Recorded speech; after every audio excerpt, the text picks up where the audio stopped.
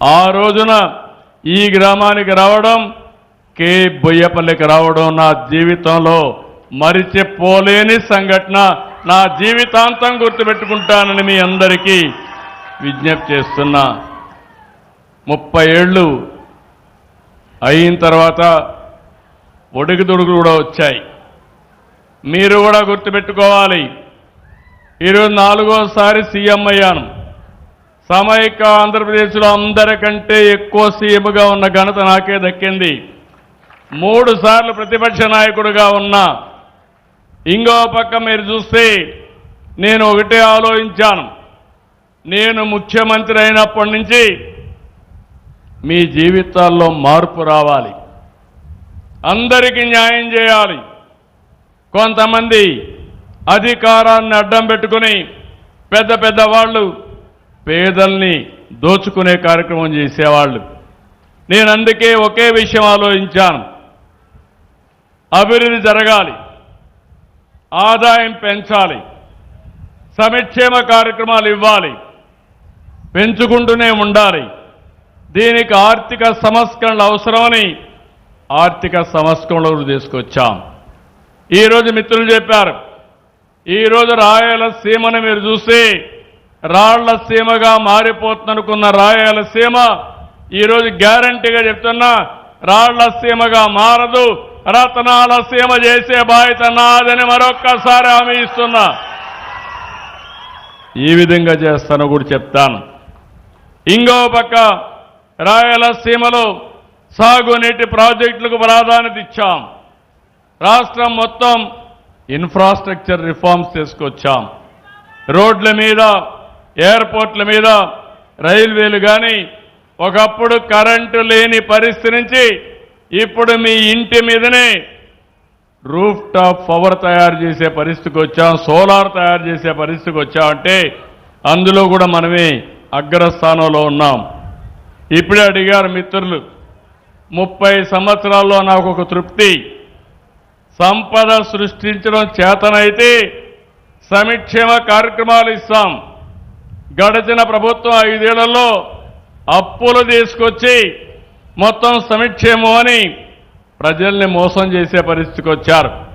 నేను అడుగుతున్నా మిమ్మల్ని అందరినీ ఒకే విషయం, ఏ కుటుంబం అయినా అప్పులు చేసి బాగుపడ్డారా? మీరే చెప్పమంటున్నాను.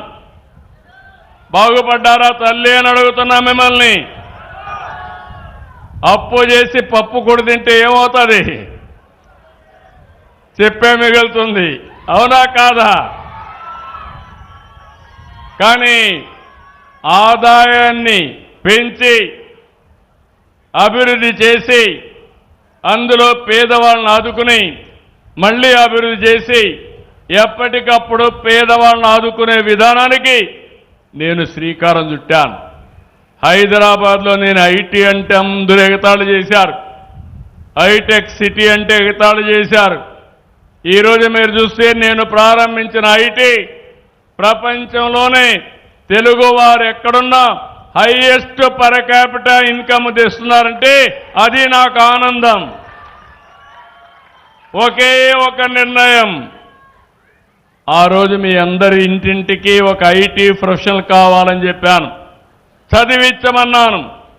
పిల్లలకు డబ్బులు కాదు కావాల్సింది, సంస్కారాన్ని ఇవ్వండి, చదువునిప్పించండి.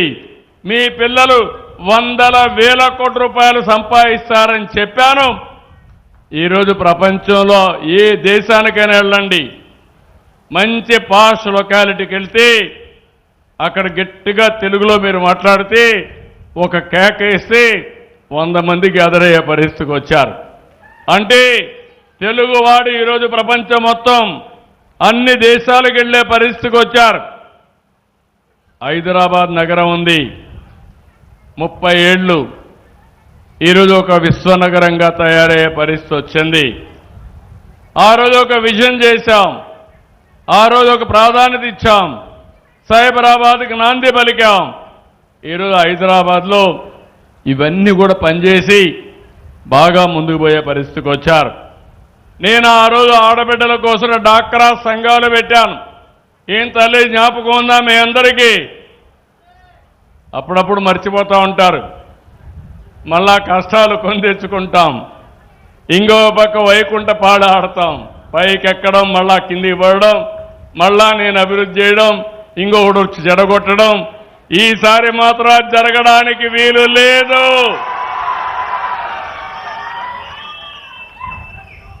అదే మరి అప్పట్లోనే వెలుగు తీసుకొచ్చాను.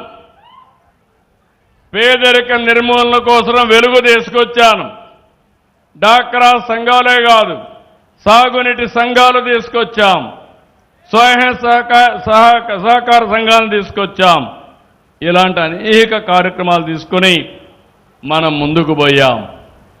ఈరోజు మీరు చూస్తే ఈ యొక్క 30 సంవత్సరాల్లో మనం ఏవైతే చేశామో, విభజన జరిగిన తర్వాత కొన్ని కష్టాలు వచ్చాయి.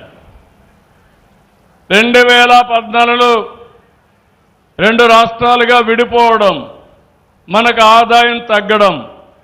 మళ్ళీ నేను ఆలోచించాను, నన్ను మీరు నమ్ముకున్నారు, పార్టీని మీరు నమ్ముకున్నారు, ఇన్ని సంవత్సరాలు గౌరవించారు, తిరిగి మీ రుణం తీర్చుకోవాలని 14-19లో దేశంలో ఎక్కడా జరగని అభివృద్ధి మన రాష్ట్రంలో చేశాం. అయితే 19లో మనం ఓడిపోయిన తర్వాత ఈరోజు 10 లక్షల కోట్ల రూపాయల అప్పులు, ఇంకో పక్క అభివృద్ధి మొత్తం ఆగిపోయింది, విధ్వంసం జరిగింది. కానీ నేను భయపడలేదు. మీరు భయపడ్డారు, కొంతమందిని భయపెట్టారు, మిమ్మల్ని కూడా భయపెట్టారు. నేను అడుగుతున్నా, 5 ఏళ్లు ఇండ్లలో కూర్చొని కనీసం నవ్వు ముఖం లేకుండా బాధపడ్డా, అవునా కాదా అని మిమ్మల్ని అడుగుతున్నా. ఈరోజు మీకు స్వేచ్ఛ వచ్చిందా లేదా అని అడుగుతున్నా. అవునంటే గట్టిగా చప్పట్లు కూడా చెప్పండి. ఫ్రీగా చెప్పగలుగుతున్నారు, అడగగలుగుతున్నారు. ఎమ్మెల్యేలు తప్పు చేసినా, మంత్రులు సరిగా రాకపోయినా, అధికార యంత్రాంగం పనిచేయకపోయినా నిలదీసే పరిస్థితికి వచ్చారంటే అది నేను ఇచ్చిన హక్కు అని చెప్పి మరొక్కసారి మీ అందరికీ తెలియజేస్తున్నా. అదే మీరు సాధించిన విజయం కూడా, అవునా కాదా అని మిమ్మల్ని అడుగుతున్నా.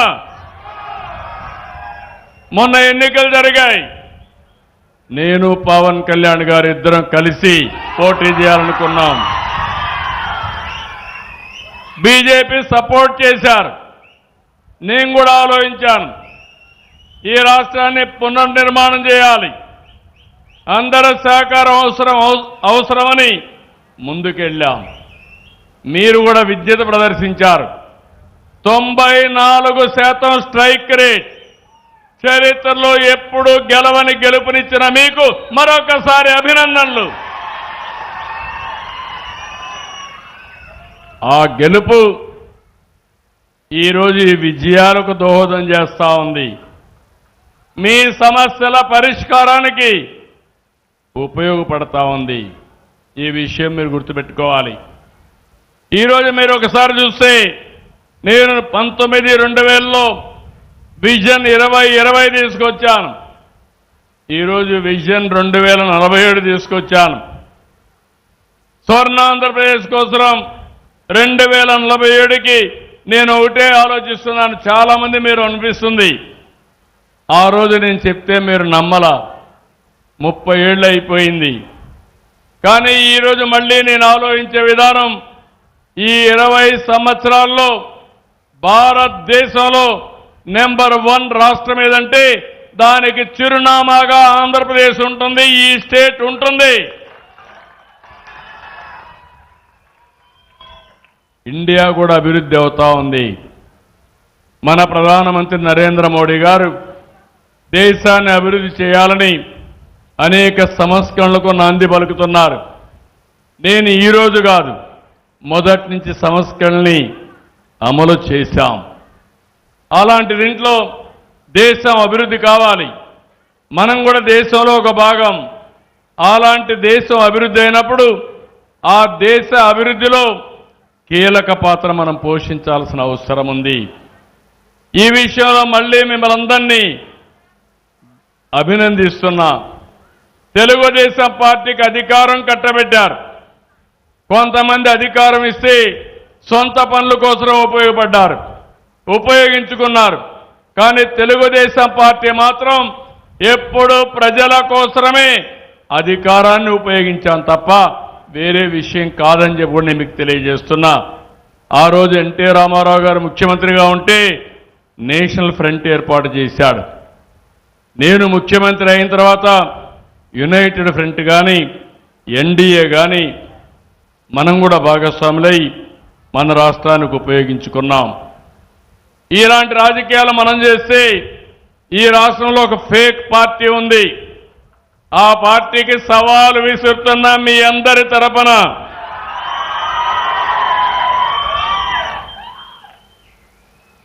ఇప్పుడంతా కూడా బ్లూ మీడియా ఉంది.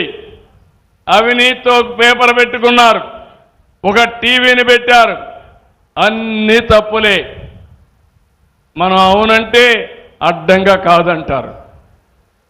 పేదవాడికి పింఛన్ ఇవ్వాలంటే నువ్వు చెప్పావు కాబట్టి ఇవ్వకూడదంటారు. మనం పోలవరం కడితే పోలవరాన్ని కూల్చేస్తారు.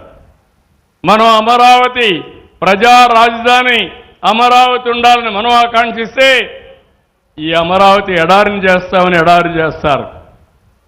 మనం రోడ్లేస్తే రోడ్లన్నీ గుంతలు పెడతారు.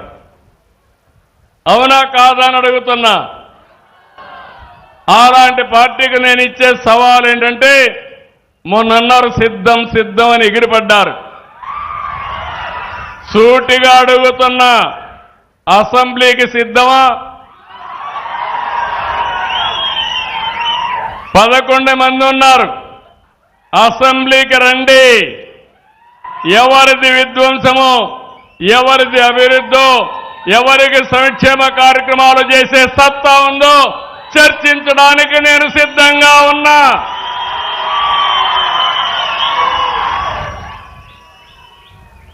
సూపర్ 6 మీద అవాకులు చవాకులు వాళ్తున్నారు.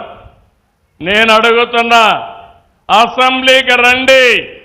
ఎవరికి ఏ నిమిషంలో ఎక్కడిచ్చామో సమాధానం చెప్పే ధైర్యం సత్తా ఈ ప్రభుత్వానికి ఉందని చెప్పి కూడా నేను మీకు తెలియజేస్తున్నా. సాగునీటి ప్రాజెక్టుల వరకు కడాన ప్రాజెక్టులు కడితే గ్రీస్ వేయలేని పెద్ద మనుషులు ఇక్కడే అన్నమయ్య డ్యామ్ కొట్టుకోబోతే ఏమైంది తమ్ముళ్ళు అని మిమ్మల్ని అడుగుతున్నా.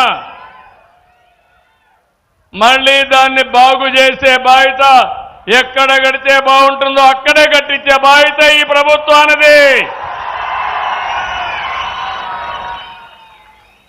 రాష్ట్రంలో పెట్టుబడులు కడాన నిన్న జరిగిన పులివెందల ఎన్నిక కూడా ఒంటిమిట్ట ఎన్నిక, ఇక్కడ జరిగిన ఎన్నికను గురించి మాట్లాడడానికే సిద్ధం. అంతేకాదు బాబాయ్ గొడ్డలు వేటు కూడా చర్చించడానికి మనం సిద్ధంగా ఉన్నాం. ఇంకో పక్క ఒక దళిత లీడర్ని, డ్రైవర్ని డోర్ డెలివరీ చేసేదాన్ని కూడా మాట్లాడడానికి సిద్ధంగా ఉన్నాం. మీరందరూ గుర్తుపెట్టుకోవాలి, కోడి కత్తి డ్రామా, గులకరాయి డ్రామా మర్చిపోయారా తమ్ముళ్ళు? మీరు ఏమమ్మా ఆడబిడ్డ మర్చిపోయారా మీరు అంటున్నా? నేను డ్రామా వేయలా. నా మీద 23 క్లేమోర్ మైన్స్ వెంకటేశ్వర స్వామి పాద పద్మాల దగ్గర జరిగితే నేను భయపడ్డానా తల్లి అని మిమ్మల్ని అడుగుతున్నా. ప్రజల కోసం పనిచేశాం. ప్రజల కోసం పనిచేసినప్పుడు భయపడవలసిన అవసరం లేదు. వీళ్ళు చేసే పని చూస్తా ఉంటే అంతా కూడా చేసే తప్పుడు పనులు మీడియాలో మాత్రం ఫేక్ మీడియా పెట్టి నేను దానికి సమాధానం చెప్పాలంటాను. నిన్నే చూస్తున్నారు వీళ్ళ యొక్క మనుషులు తప్పుడు డాక్యుమెంట్స్తో దివ్యాంగుల పింఛన్ తీసుకున్నారు. వాడు ఆటో డ్రైవింగ్ చేస్తాడు, ట్రాక్టర్ డ్రైవింగ్ చేస్తాడు, చేయలేదంటాడు. బాగా మాట్లాడతాడు. డాక్టర్ దగ్గరికి వచ్చినప్పుడు నాటకం వేసి మూగంటాడు.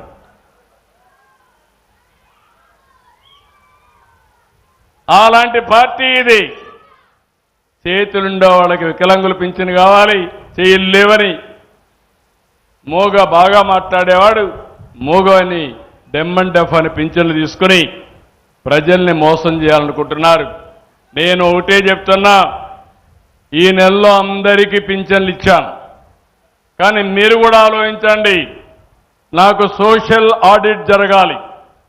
ప్రజల సమక్షంలోనే అనర్హులుంటే ఇతను అనర్హుడు, తీసుకోవడానికి అర్హత లేదని చెప్పే ధైర్యం మీ అందరికీ రావాలి. చేస్తారా లేదా? నేను ఎవ్వరికి అన్యాయం చేయను, అర్హులందరికీ ఇస్తా. ఒకవేళ అర్హులు కానీ ఎవరన్నా ఇగ్నోర్ చేసినా రాజకీయ కారణాలతో నేను ఆమోదించను. ఇది నా గ్యారంటీ అని కూడా మరొక్కసారి మీ అందరికీ విజ్ఞప్తి చేస్తున్నా. అందుకనే నేను మిమ్మల్ని కోరేది, ఒకప్పుడు రాయలసీమ ఎక్కడ చూసినా ఫ్యాక్షన్లు, కడప జిల్లా ఒకప్పుడు చూశారు, అవునా? జ్ఞాపకం తల్లే మీకు? ముఠా కక్షలు జ్ఞాపకం ఉన్నాయి తమిళ్లో? రక్తం పారిన విషయం గుర్తుందా మీకు? ఆ రక్తం పారించిన ఈ రాయలసీమలో నీళ్లు బారించే సత్తా తెలుగుదేశం పార్టీకి ఎన్డీఏకుంది.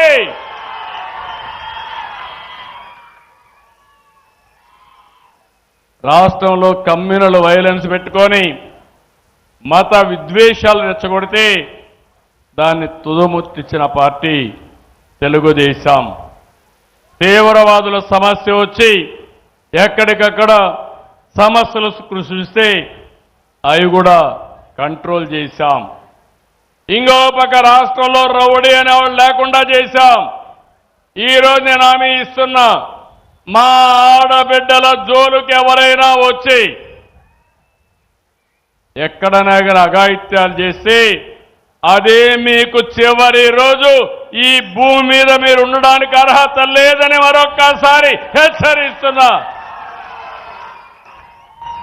ఏమమ్మా, మొదటి 5-6 నెలలు నాకు కూడా కష్టమైంది. చెప్పా, తాట తీస్తానని చెప్పా. ఇప్పుడిప్పుడు కొంచెం కంట్రోల్లోకి వస్తున్నారు. ఇంకా కూడా ఫేక్ వార్తలు పెట్టి మీరు చూశారు.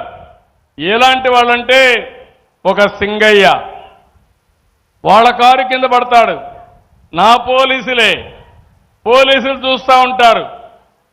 వాడిని హాస్పిటల్కి తీసుకుపోకపోతే తర్వాత పంపిస్తే మళ్ళా వాళ్ళని పిలిపించి మోసం చేసి అతన్ని వాళ్ళ వైఫ్ దగ్గర చెప్పిస్తారు, అంబులెన్స్ వాళ్ళు చంపేశారంట. అంబులెన్స్ వాళ్ళు ప్రాణం కాపాడడానికి హాస్పిటల్ తీసుకుపోతే అంబులెన్స్లో కావాలని చంపేశారని నీచంగా మాట్లాడితే వీళ్ళని ఏమనాలని అర్థం చేసుకోమని మిమ్మల్ని కోరుతున్నా. ఇంకో పక్కన రైతులకు న్యాయం చేసిన పార్టీ తెలుగుదేశం పార్టీ, అవునా కాదా అని మిమ్మల్ని అడుగుతున్నా.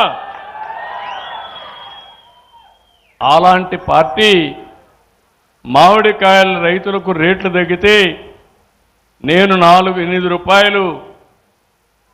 రూపాయలు కేజీకి సబ్సిడీ ఇస్తే అక్కడికి పోయి మామిడికాయలు తీసుకొచ్చి బలవంతంగా రోడ్డు మీద వేసి తొక్కిచ్చే పరిస్థితికి వచ్చారు. ఇలాంటి సంఘటనలు చాలా చూస్తున్నాను. ఇంకో పక్క కూడా ఒకే హామీ ఇస్తున్నా. 30 సంవత్సరాలు ముఖ్యమంత్రిగా నన్ను చూశారు. 95లో మీరు చూశారు. ఎవరైనా సరే తోక తిప్పితే తోక కట్ చేయడం తప్ప ఏమాత్రం కూడా వెనకడిగేసిన సందర్భం కాదు. ఈరోజు మా ఆడబిడ్డల మీద సోషల్ మీడియాలో పెడుతున్నారు, క్యారెక్టర్ అసాసినేషన్ చేస్తున్నారు. ఒకటే చెప్తున్నా, గుర్తుపెట్టుకోండి, సోషల్ మీడియాలో పెడితే తప్పించుకోవచ్చు అనుకుంటారు, కానీ మీరు తప్పించుకోలేరు. చట్టం ముందర మిమ్మల్ని నిలబెట్టడమే కాదు, మా ఆడబిడ్డలకు రక్షణ ఇస్తానని మరొక్కసారి హెచ్చరిస్తున్నానని చెప్పి కూడా తెలియజేస్తున్నా. ఇంకొక పక్క ఇక్కడికి వచ్చినప్పుడు రాయలసీమ నేను ముందే చెప్పాను, నీళ్లు తీసుకొస్తా. నిన్నే కుప్పానికి తీసుకెళ్ళాం. ఈ రాబోయే సంవత్సరం అంద్రి నీవా చిత్తూరు వరకు వెళ్తుంది, మదనపల్లి నుంచి రాయచోటుకు వస్తుంది, వాయిల్పాడుకు వస్తుంది, పీలేరుకు వస్తుంది, అక్కడి నుంచి చిత్తూరు వరకు తీసుకెళ్తాం. అదే సమయంలో రాబోయే సంవత్సరం నగిరి గాలేరు కడప వరకు వస్తుంది. ఆ తర్వాత రాజంపేట తీసుకొస్తా. 3 ఏళ్లలో కోడూరు కూడా తీసుకెళ్తామని మీ అందరికీ హామీ ఇస్తున్నా. ఇదే కాదు, సాగునీరు ఇస్తాం, పరిశ్రమలు వస్తాయి, పెట్టుబడులు వస్తాయి, ఉద్యోగాలు వస్తాయి. డ్రిప్ ఇరిగేషన్ అయితే 90% సబ్సిడీ ఇస్తున్నాం. రాయలసీమలో ఇప్పుడు కూడా నేను చూస్తే రాజంపేటలో కూడా వ్యవసాయం తగ్గింది, హార్టికల్చర్ పెరిగింది, డైరీ పెరిగింది, అదే మాదిరిగా లైవ్ స్టాక్ కూడా బాగా పెరిగే పరిస్థితికి వచ్చింది. ఈరోజు రాయలసీమలో రోడ్లన్నీ బ్రహ్మాండంగా వచ్చాయి. ఇక్కడ ఆటోమొబైల్ వస్తుంది. ఒక కియా మోటార్ అనంతపూర్లో వస్తే, కరువు జిల్లాలో వస్తే, అనంతపూర్ జిల్లా ఈరోజు రూపురేఖలే మారిపోయే పరిస్థితికి వచ్చింది. అలాంటి దీనికి మనం శ్రీకారం చుట్టాం. రాబోయే రోజు రాయలసీమలో ఎలక్ట్రానిక్స్ కానీ, స్పేస్ కానీ, ఏరోస్పేస్ కానీ, డిఫెన్స్ కానీ, డ్రోన్ రంగాల్లో వినూత్నమైన మార్పులు, పెట్టుబడులు తీసుకొస్తామని చెప్పి కూడా నేను మీకు తెలియజేస్తున్నా. ఈరోజు ఇక్కడ మీరు చూసినప్పుడు నేను ఎన్నోసార్లు చెప్పాను, రాయలసీమలో ఒకప్పుడు రాయలేలిన సీమ ఇది, రతనాల సీమ ఇది. తర్వాత పాలకులంతా కూడా రాళ్ల సీమ చేశారు, ఆశ వదిలిపెట్టారు. మొట్టమొదటిసారిగా ఈ రాయలసీమని కాపాడాలని ఆలోచించిన వ్యక్తి, నీళ్లు ఇవ్వాలని ఆలోచించిన వ్యక్తి, ఇవ్వచ్చని దారి చూపిన నాయకుడు నందమూరి తారక రామారావు గారని చెప్పి నేను మీకు తెలియజేస్తున్నా. అక్కడి నుంచి ప్రారంభమైంది. ఈరోజు నేను వచ్చిన తర్వాత అన్ని ప్రాజెక్టుల్ని ముందుకు తీసుకుపోతున్నాం. ఈసారి జూలైలోనే నీళ్లు ఇచ్చాం, అన్ని రిజర్వాయర్లకు నీళ్లు పెట్టాం. ఇప్పటికే 85% రిజర్వాయర్లన్నీ పూర్తయినాయి. ఇంకో పక్క రాయలసీమని రతనాల సీమగా తయారు చేయడానికి ఇండియాలోనే కాదు ప్రపంచంలోనే ఒక హార్టికల్చర్ హబ్ తయారు చేయడానికి ముందుకు పోతున్నాం. ఇవన్నీ వస్తే ఈ రాయలసీమలో కరువు అనే మాట ఉండదు, నీళ్లు పుష్కలంగా వస్తాయి. అందుకే ఇంకోటి ఆలోచించాను. నా ఆలోచన ఇప్పుడు కాదు, 25 ఏళ్ల మునిపించి ఆలోచిస్తున్నాం. ఏదైతే గంగా నది నుంచి కావేరి వరకు నదుల అనుసంధానం జరగాలి. ఈరోజు మీరు రోడ్లు చూస్తున్నారు.